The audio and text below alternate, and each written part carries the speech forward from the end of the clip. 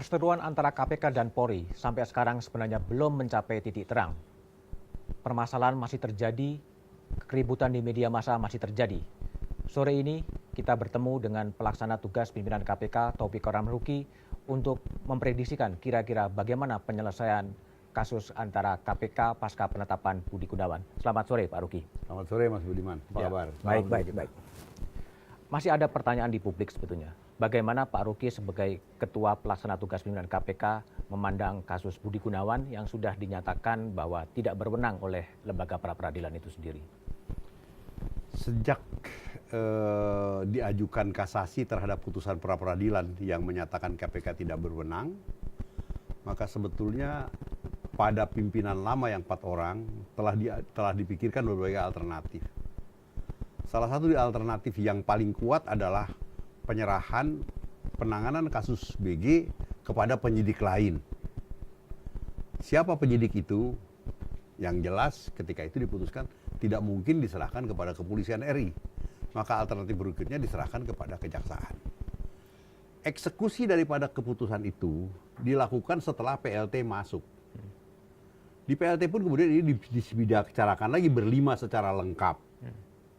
Dibicarakan berlima secara lengkap, tidak ada keputusan satu orang pun. Tapi keputusan 5 orang sepakat untuk meneruskan perkara ini, perkara penanganan kasus BG ke kejaksaan.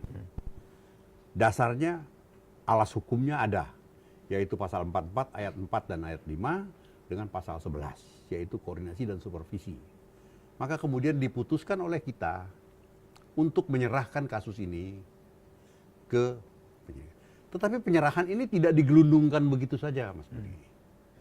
Penyerahan ini dilakukan dengan serangkaian gelar perkara yang dilakukan secara teknis oleh para penyidik kami dengan para peneliti kasus di Kejaksaan Agung.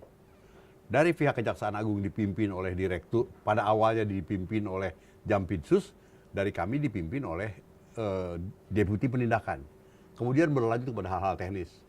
Seingat saya sampai 3 kali mereka melakukan ekspos dan setiap kali permintaan dokumen, permintaan alat bukti yang barang bukti yang kita miliki, kita cukupi sepanjang ada pada kami. Ya.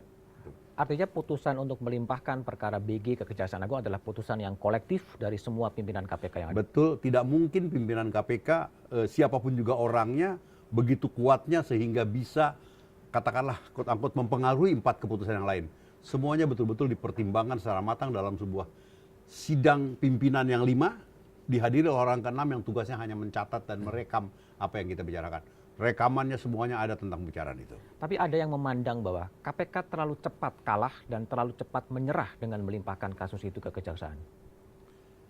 Sebagian orang berpendapat begitu, terutama terpicu oleh keluarnya kata-kata saya yang mengatakan bahwa kita sudah kalah.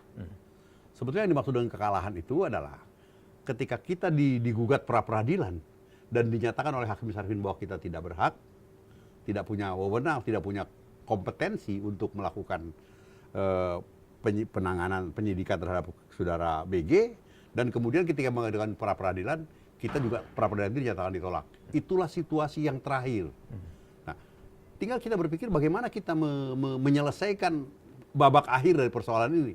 Tetapi kalau saya menggunakan istilah sepak bola, gol sudah terjadi dan gol itu sudah disahkan oleh putusan pengadilan. Tinggal bagaimana adalah kita melanjutkan pertandingan ini.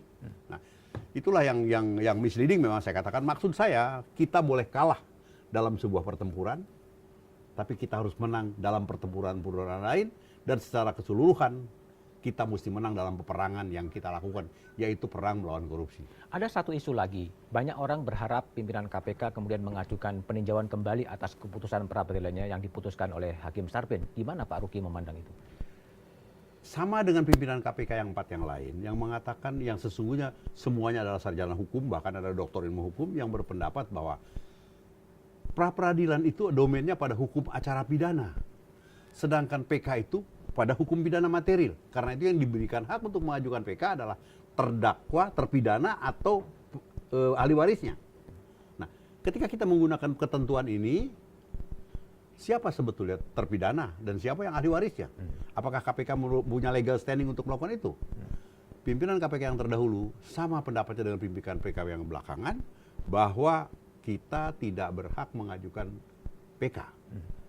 Yang kita lakukan adalah kita bersurat kepada Mahkamah Agung, bahkan saya mengusulkan dengan sebuah telahan hukum agar dibuatkan surat edaran Mahkamah Agung agar Mahkamah Agung quote unquote melarang para ketua pengadilan menerima gugatan pra-peradilan terhadap penetapan tersangka, karena ini akan mengacaukan seluruh sistem penegakan hukum di Republik ini. Nah, bagaimana dengan kasusnya saudara BG sendiri?